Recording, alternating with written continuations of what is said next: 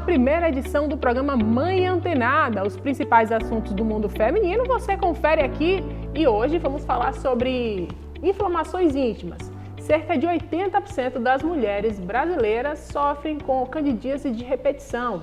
E para falar sobre esse assunto, estamos aqui recebendo a obstetra e ginecologista, a doutora Ana Clara Grassi. Doutora, muito bom ter sua participação aqui.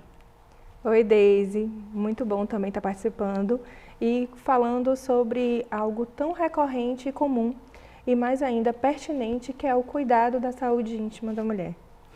Eu começo perguntando o seguinte, quais os principais tipos de inflamações íntimas? As vulvovaginites fúngicas são as mais comuns, entre elas tem o gênero da Cândida. Tem mais de 150 subtipos, o mais comum é a Candida albicans, mais de 90% dos casos. E como você já falou, quase 80% das mulheres vão passar em algum momento da vida por essa doença, por esse momento de inflamação. Esse é o mais comum e pode acometer tanto pessoas mais jovens quanto as mulheres em diferentes faixas de idade. Agora, doutora, essas inflamações, elas existem bacterianas e fúngicas? Tem essa diferenciação mesmo?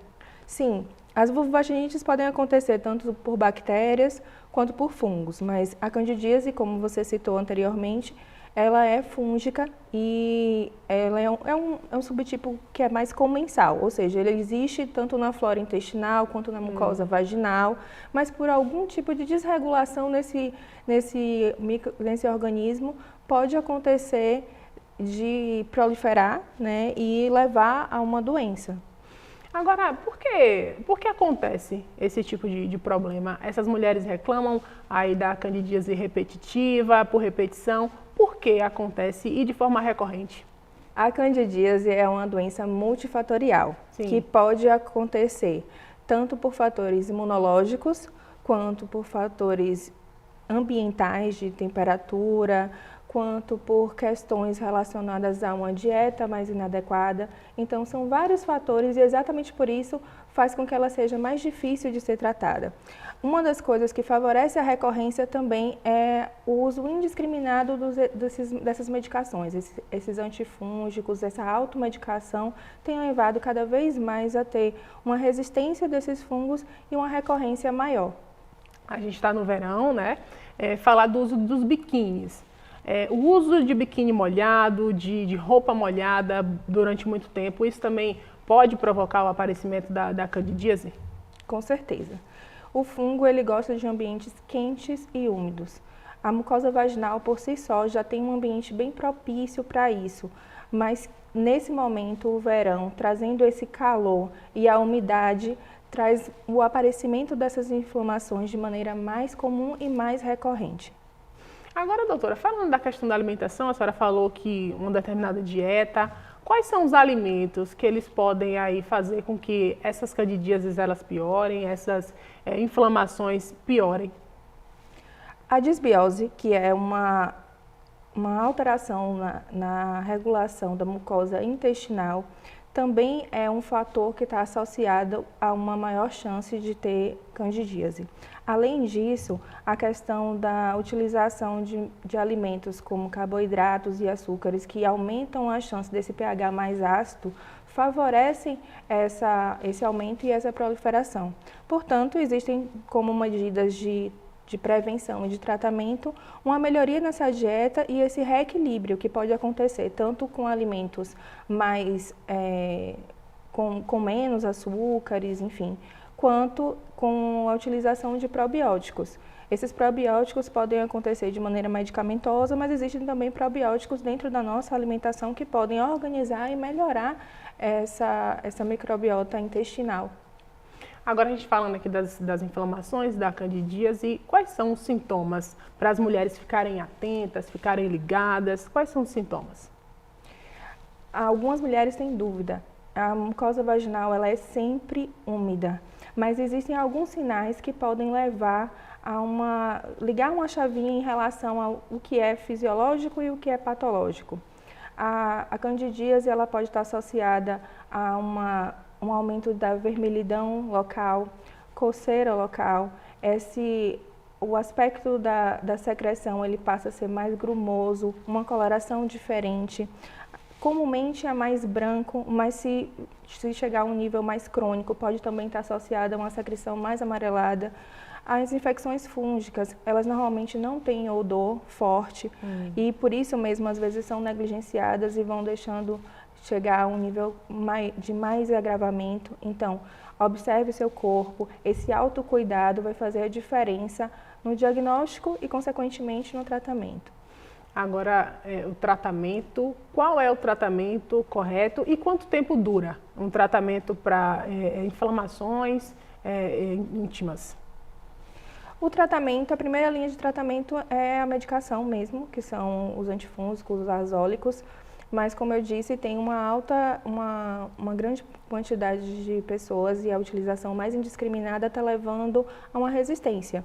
Então, por ser multifatorial, tem que ter uma linha de tratamento também multi, entre elas uma dieta adequada, um momento de mais desestresse, a utilização realmente de roupas mais fluidas, uma roupa íntima de algodão, isso ajuda mais. Se você está no verão, trocar com mais recorrência esse biquíni para não estar mantendo essa roupa mais úmida.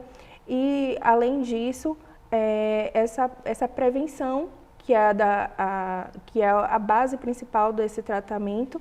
E existem outros recursos que a gente pode utilizar também nas candidíases que são de mais difícil tratamento e as candidíases recorrentes.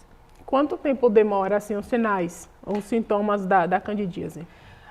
Demora, em média, 1 semana, mas você me sinalizou anteriormente a candidíase recorrente. O que é uma candidíase recorrente? Quando você tem mais de 4 episódios de candidíase em um ano, ou quando você observa a candidíase resistente, que é aquela que você tentou tratar e observou que ela manteve, apesar dos tratamentos utilizados. Então, existe uma diferença e, consequentemente, uma diferença em condução de tratamento em cada caso. Individualização de tratamento é a base principal para o sucesso desse tratamento.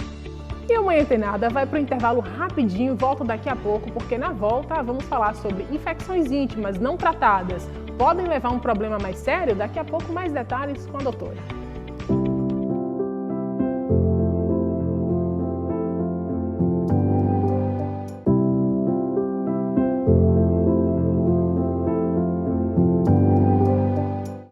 Doutora, uma inflamação não tratada, ela pode evoluir para um problema mais sério?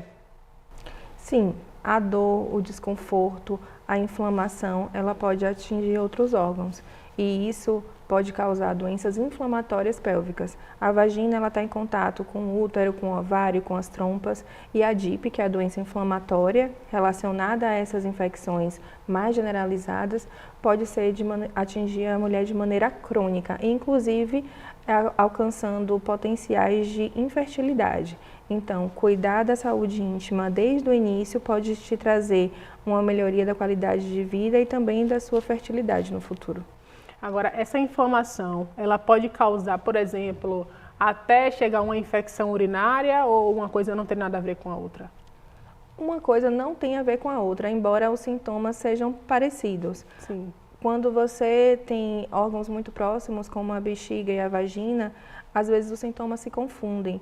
Um ardor urinário pode ser confundido com um sintoma que está relacionado à parte vaginal.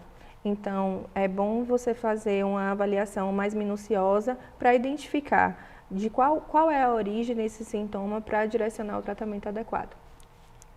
A gente está falando da questão do tratamento, mas esse tratamento para a mulher. Por exemplo, o parceiro, ele também deve ser tratado nesse momento ou é só a mulher mesmo que é tratada, o homem não? A candidíase ela não é uma IST, ou seja, não é uma doença sexualmente transmitível, uma infecção transmitida sexualmente. Tanto que pessoas que nunca tiveram relação sexual podem ter candidíase sim. Mas existe a possibilidade de uma transmissão, porque nem sempre o seu parceiro vai ter o contato direto com aquele fungo. E se você estiver naquele momento da relação sexual com o fungo aflorado, com a doença aflorada, pode ser sim que aconteça de transmitir de um para o outro. Então, se o seu parceiro tem sintoma, sim, ele deve ser encaminhado para o urologista e fazer o tratamento, porque isso também vai ajudar no sucesso do seu tratamento. Em relação às relações sexuais durante esse período de tratamento e até durante as inflamações mesmo, isso é possível, é indicado, tem que ter algum cuidado diferenciado? A relação sexual não é proibida durante esse período, porque, como eu falei anteriormente, a candidíase não é uma IST, mas a mulher vai sentir desconforto naquele momento, irritação, dor associada à relação sexual.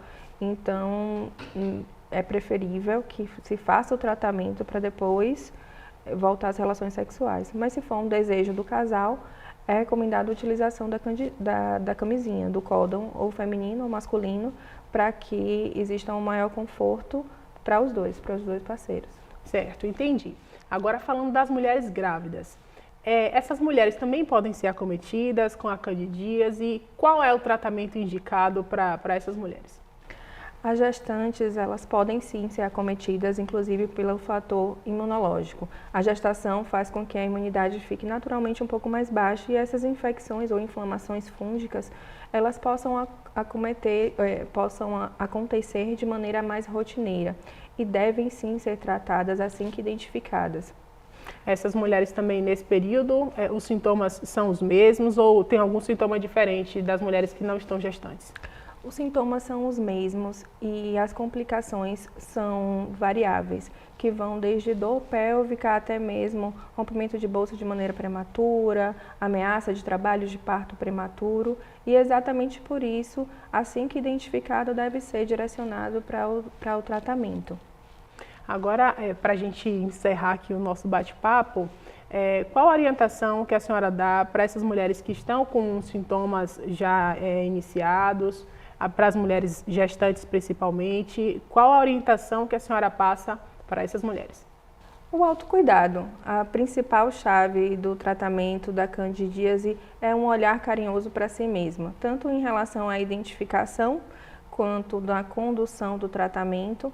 Evitar a automedicação, nem sempre corrimento vaginal é candidíase, existem outras causas, então é importante um olhar especializado em relação a isso e mais ainda, olhar ao indivíduo como um todo, como uma doença que tem multifatorial, levar em consideração tanto os fatores de estresse, cuidar da sua alimentação de maneira regular, praticar uma atividade física, manter sua hidratação adequada.